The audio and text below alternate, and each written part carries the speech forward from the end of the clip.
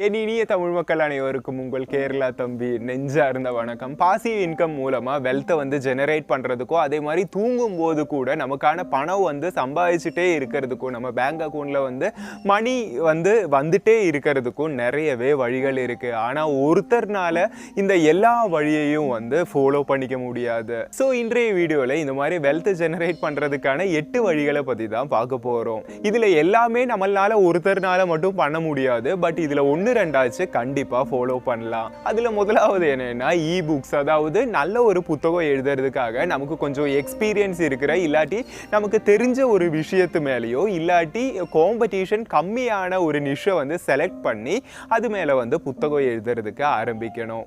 ஒரு இ-புக்கோட ஸ்வீட் ஸ்பாட்ன்றது ஒரு 60 to 80 page அடங்கின ஒரு புத்தகம் தான். இந்த புத்தகம் நம்ம எழுதி முடிச்சுட்டா அடுத்ததுதான் ரொம்ப ரொம்ப இம்பார்ட்டன்டான ஸ்டெப். அது என்னன்னா இந்த புக்குக்கு வந்து ரொம்ப நல்லாவே ஒரு கவரை வந்து டிசைன் பண்ணணும். ஏன்னா ஆல்ரெடி இந்த ஃபீல்டில் இருக்கிற நிறைய பேர் வந்து சொல்லியிருக்காங்க ஒரு புத்தகத்தோட செல்லிங்கை வந்து டிசைட் பண்ற ஒரு குரூஷியலான விஷயம் தான் இந்த புத்தகத்துடைய கவருன்றது. அதாவது அந்த புத்தகத்துடைய ஃப்ரண்ட் கவர். ஆனா அது வந்து நம்மளாலேயே டிசைன் பண்றதுக்கு முடியணும்ன்றது கிடையாது. ஆனா இதுக்காகவே வந்து ஃபைவர் அப்வொர்க் மாதிரியான சைட்ஸ்ல இருந்தெல்லாம் இந்த மாதிரி கவர் டிசைன் பண்றதுக்காக நமக்கு வந்து ஆட்களை ஹையர் பண்ணிக்க முடியும். தென் அதுக்கப்புறமா இந்த புத்தகத்தை வந்து நமக்கு செல் பண்றதுக்கு ஆரம்பிக்கலாம். இந்த மாதிரி இ-புக்கு செல் பண்றதுக்கான ஒரு மிகச்சிறந்த பிளாட்ஃபார்ம் தான் அமேசான் கிண்டில். இல்லாட்டினா உங்களுக்கு டிஜிட்டல் மார்க்கெட்டிங் பத்தி எல்லாம் கொஞ்சம் நாலேஜ் இருந்தா உங்களுக்கு நீங்க ஓனாவே ஒரு வெப்சைட் டிசைன் பண்ணியும் அதுல போட்டு செல் பண்ணலாம். இந்த மாதிரி உங்களால செல் பண்றதுக்காக முடிஞ்சுன்னா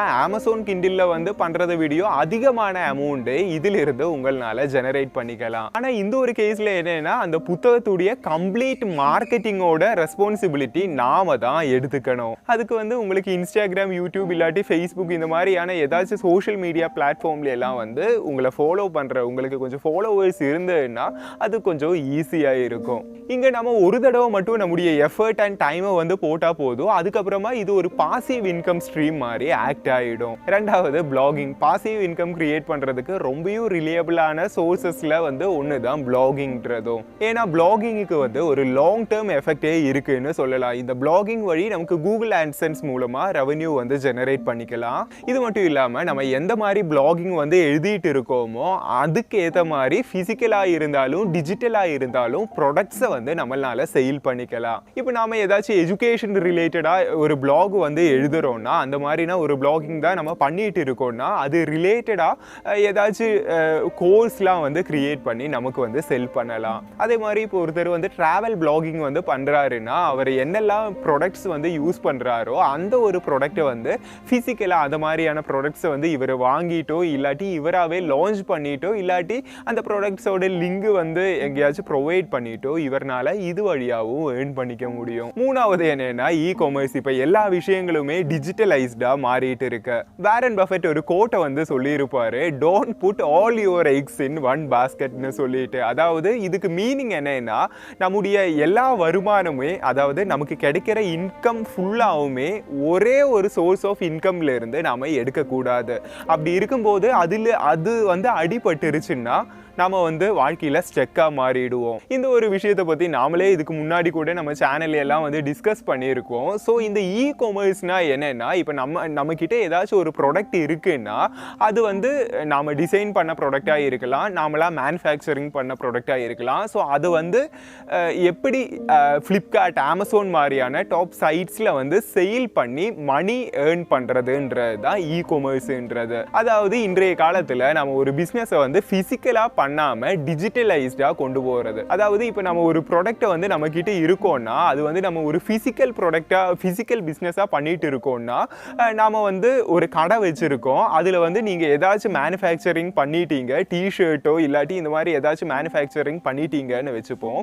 அது வந்து பிசிக்கல் பிசினஸா இருந்துச்சுன்னா நீங்க ஃபுல் டைம் அந்த ஒரு கடையில வந்து ஆக்டிவா இருக்க வேண்டியதா வரும். அதுக்குன்னு ஒரு ஸ்பேஸை வந்து நீங்க கண்டுபிடிக்கணும். அதே மாதிரி பில்டிங், ஒர்க் பண்றவங்க இந்த மாதிரி எல்லாம் வேணும். ஆனா இந்த ஒரு விஷயத்தை நம்ம கிட்ட ஒரு ப்ராடக்ட் இருக்குன்னா அதை கொண்டு போய் அமேசான்ல போட்டுட்டா இந்த மாதிரியான எந்த விஷயமுமே வந்து நமக்கு வந்து தேவையில்லை. ஸோ நாம் கூட பார்த்துருப்போம், அதாவது லாக்டவுன் சிச்சுவேஷன்ல எல்லாம் வந்து இந்த கொரோனா எல்லாம் வந்த டைமில் எல்லாம் வந்து இந்த மாதிரியான ஃபிசிக்கல் பிஸ்னஸ்லாம் வந்து நிறையவே அடி வாங்கிச்சு. இனி இந்த ஒரு விஷயம் வந்து நம்மக்கிட்ட சொந்தமாக ஏதாச்சும் ப்ராடக்ட் இருந்தால் மட்டும்தான் பண்ண முடியுன்ற எல்லாம் கிடையாது. நம்ம வந்து சொந்தமாக ப்ராடக்ட்லாம் மேனுஃபேக்சரிங் பண்ணாட்டி கூட இந்த ஒரு இ-காமர்ஸ் பிஸ்னஸை வந்து நம்மளால பண்ணிக்க முடியும். இ-காமர்ஸ்ன்ற விஷயத்தை வந்து நம்மளால பண்ணிக்க முடியும்.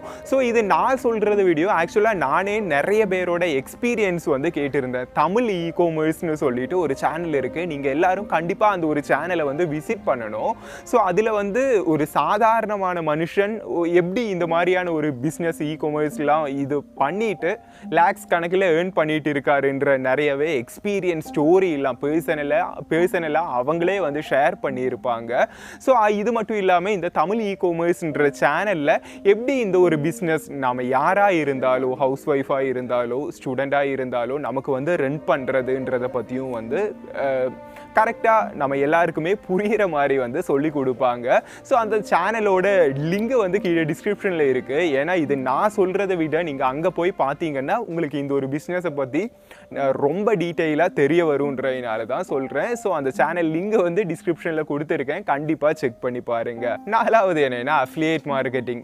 அஃபிலியேட் மார்க்கெட்டிங்னா என்னென்னா ஒரு டிஜிட்டலான இல்லாட்டி ஒரு ஃபிசிக்கலான ஒரு ப்ராடக்ட் இருக்குது. ஸோ இந்த ஒரு ப்ராடக்டை வந்து செல்லர்லேருந்து பையர் கிட்ட கொண்டு போகிறதுக்கான ஒரு மீடியமாக ஒர்க் ஆகுறது தான் இந்த ஒரு அஃபிலியேட் மார்க்கெட்டிங். ஆக்சுவலாக நம்ம இங்கே பண்ணுறது சேல்ஸ்ன்ற ஒரு விஷயம் தான். ஸோ இது பண்ணுறதுக்கு வந்து நமக்கு வந்து ஒரு பிளாக் இருக்குது, அதை நிறைய பேர் ஃபாலோ பண்ணிட்டு இருக்காங்கன்னாலும் இல்லாட்டி ஒரு யூடியூப் சேனல் இருந்துச்சுனாலும் இது வந்து ரொம்பவும் நல்லாவே நம்மளால பண்ணிக்க முடியும். ஸோ இந்த மாதிரி ஏதாச்சும் ஒரு ப்ராடக்டை வந்து நம்ம ரெக்கமெண்ட் பண்ணி அது யாராச்சும் வாங்கும்போது அந்த ப்ராடக்டோட ப்ரைஸ்ல இருந்து 5% 10% இல்லாட்டி மேக்ஸிமம் 50% வரைக்கும் செல்லர்லேருந்து நமக்கு வந்து கமிஷன் கிடைக்கும். இந்த அஃபிலியேட் மார்க்கெட்டிங்கில் அதிகமான கமிஷன் கிடைக்கிறது எதுன்னா சாஃப்ட்வேர் செல்லிங். அதாவது நம்ம சில சாஃப்ட்வேரை வந்து செல் பண்ணும்போது ரொம்ப அதிகமான கமிஷன் கிடைக்கும். நாம கூட இந்த ஒரு அஃபிலியேட் மார்க்கெட்டிங்கிறது பண்ணிட்டு இருக்கோம். அது எதுல எல்லாம்னா இந்த புக்கெல்லாம் வந்து நாம சில வீடியோஸில் வந்து ரெக்கமெண்ட் பண்ணுவோம்ல, புக் சம்மரிஸ்லாம் போடும்போது கீழே டிஸ்கிரிப்ஷனில் வந்து லிங்க் இருக்குன்னு சொல்லிட்டு நீங்கள் யாராச்சும் அதை வந்து பர்ச்சேஸ் பண்ணும்போது அதிலிருந்து நமக்கு வந்து ஒரு கமிஷன் கிடைக்கும். அது எவ்வளவுனா ஆவரேஜ் ஒரு 10% இந்த மாதிரி இருக்கும். ஆறாவது என்னன்னா கோர்ஸ் வந்து கிரியேட் பண்ணுறது. நமக்கு ஆட்சன்ஸ்ல இருந்து கிடைக்கிறத வீடியோ, அதே மாதிரி அஃபிலியேட் மார்க்கெட்டிங்ல இருந்து கிடைக்கிறத வீடியோ எல்லாமே அதிகமான ஒரு ரெவென்யூ இந்த மாதிரி கோர்ஸ் கிரியேட் பண்ணி செல் பண்ணுறது மூலமாக எடுத்துக்க முடியும். இன்டர்நெட்டோட ஒரு ஸ்பெஷாலிட்டி என்னன்னா இதை வந்து எஃபெக்டிவாக யூஸ் பண்ண தெரிஞ்சவங்களுக்கு it is a ocean of knowledge. இன்டர்நெட்டில் பார்த்தோம்னா நிறையவே இன்ஃபர்மேஷன்ஸ் இருக்குது. ஸோ அதில் நிறைய இன்ஃபர்மேஷன் வந்து ஃப்ரீயாகவே நமக்கு வந்து பிளாக்லேயும் யூடியூப்லேயும் எல்லாமே வந்து கிடைக்கும். பட் இது கிடைக்காத இன்னும் சில டீப்பரான இன்ஃபர்மேஷன்ஸ் எல்லாமே வந்து இருக்கும். ஸோ இதுக்காக தான் இந்த மாதிரியான இன்ஃபர்மேஷன்லாம் தேவைன்னு சொல்லிட்டு கிரியேட் பண்ணுற நிறைய பேர் இருப்பாங்க. ஸோ இவங்களுக்காக தான் நம்ம வந்து கோர்ஸை வந்து கிரியேட் பண்ணுறோம். ஒரு கோர்ஸ் மட்டும் நம்ம கிரியேட் பண்ணிவிட்டு அதுக்கப்புறமா அது மேலே நம்ம வந்து ஒர்க் பண்ண வேண்டியதாக வராது. இது கிரியேட் பண்ண வேண்டிய அந்த ஒரு டைம் அண்ட் எனர்ஜி மட்டுமே போட்டால் போதும். அதுக்கப்புறமா அது ஜஸ்ட் அதில் ஏதாச்சும் அப்டேஷன்ஸ் இருந்தால் அது மட்டுமே போட்டால் போதும். இதுக்கு பதிலாக ஆன்லைன் கோர்ஸுக்கு பதிலாக ஆஃப்லைன் கோர்ஸ் தான் நம்ம பண்ணுறோன்னா ஒரு எல்லா நாளுமே ஒரு பர்டிகுலர் டைம் இந்த ஒரு கோர்ஸுக்காக நம்ம வந்து நீக்கி வைக்கணும். ஸோ இந்த மாதிரி இல்லாமல் ஆன்லைன் கோர்ஸ் பண்ணும்போது அது ஒன் டைம் இன்வெஸ்ட்மெண்ட் மாதிரி. ஆன்லைன் கோர்ஸோட ஒரு பெரிய ஒரு பிஸ்னஸே இந்தியாவுக்கு வெளியே வந்து நடந்துட்டு இருக்கு, இந்தியாவிலையும் நடந்துட்டு இருக்கு. நம்ம தமிழ்நாட்டில் கூட கோர்ஸ் மூலமாக க்ரோர் கணக்கில் ஏர்ன் பண்ணுறவங்க எல்லாமே இருக்காங்க. 7th one ட்ராப்ஷிப்பிங். இ-காமர்ஸ்ன்றது ரொம்பவும் சீக்கிரமாகவே டெவலப் ஆகிட்டு இருக்கு. ஸோ இந்த மாதிரி இருக்கும்போது நமக்குன்னு ஒரு இ-காமர்ஸ் வெப்சைட் வந்து கிரியேட் பண்ணணும். ஸோ இந்த மாதிரி ஒரு ஃபிசிக்கல் ப்ராடக்டை வந்து நம்ம செல் பண்ணுறதுக்காக ட்ரை பண்ணுறோன்னா நம்ம வீட்டில் வந்து சம்டைம்ஸ் அது எல்லாமே வந்து ஸ்டோர் பண்ணி வச்சிருக்கிறதுக்காக நம்ம கிட்ட வந்து பிளேஸ் வந்து அந்த ஒரு ஸ்பேஸ் வந்து இருக்காது. அதே மாதிரி நம்ம பையர் எங்கே இருக்காரோ அந்த இடத்துக்கு வந்து ஷிப் பண்ணுறதுக்கான, அந்த இடத்துக்கு ப்ராடக்டை அனுப்பி விடுறதுக்கான ஒரு ஃபெசிலிட்டியும் நம்ம கிட்ட வேணும். ஸோ இதை பற்றியும் நம்ம வரி ஆக வேண்டியது கிடையாது. இதுக்காக நிறையவே ட்ராப் ஷிப்பிங் ஏஜென்சிஸ் கூட ஒர்க் பண்ணிட்டு இருக்காங்க. அதாவது இப்போ உங்களுக்கு ஏதாச்சும் அலிபாபா மாதிரியான அலிபாபான்ற சைட்ஸ்ல எல்லாம் வந்து ப்ராடக்ட்ஸ் வந்து கொஞ்சம் அதிகமான விலை கம்மியாக கிடைக்கும். ஸோ அதை வந்து வாங்கிட்டு இங்கே தமிழ்நாட்டுக்கு அதை வாங்கிட்டு ஸ்டோர் பண்ணி வச்சுட்டு தமிழ்நாட்டுக்கு அவங்க மாதிரி அவங்களுடைய சைட்டில் போட்டோ சம்திங் செல் பண்ணுறவங்களும் இருக்காங்க. இதுக்கு பார்த்தீங்கன்னா பெரிய ஒரு இன்வெஸ்ட்மெண்ட் நமக்கு வந்து தேவைப்படாது. அதே மாதிரி ஒரு எக்ஸ்போனென்ஷியல் க்ரோத்தும் நம்மளால் பார்க்க முடியும். ட்ராப் ஷிப்பிங்கிற விஷயத்தையே நல்லா பண்ண முடியும்னா மிகப்பெரிய அளவிலேயே நம்மளால் ப்ராஃபிட் ஜெனரேட் பண்ணிக்கலாம். ஸோ எனிவே இவ்வளோ விஷயங்கள் தான் இன்றைய வீடியோவில் உங்களுடன் பகிர்ந்து கொள்ள விரும்பினேன். இந்த விஷயங்களை பற்றியெல்லாம் உங்களுக்கு இன்னும் டீட்டெயிலாக தெரிஞ்சுக்கணுன்னா அது வந்து நீங்கள் யூடியூப்லேயே சர்ச் பண்ணி பார்த்தா நிறைய வீடியோஸ்லாம் வரும். இல்லாட்டி நம்ம முன்னாடி சொன்ன மாதிரி ஏதாச்சும் பெய்ட் கோர்சஸ்லாம் வந்து வாங்கி படிக்கலாம். ரொம்பவும் ஒர்த்தாக இருக்கும். இதே மாதிரி காமர்ஸை பற்றி தெரிஞ்சுக்கிறதுக்கு தமிழ் காமர்ஸோட லிங்க் வந்து சேனல் லிங்க் வந்து டிஸ்கிரிப்ஷனில் கொடுத்துருக்கோம். கண்டிப்பாக செக் பண்ணி பாருங்கள். ரொம்ப ஒர்த்தாக இருக்கும். So thank you so much for வாட்சிங். It's me Akshay. நான் உங்கள் கேரளா தம்பி. Stay grounded. Bye all.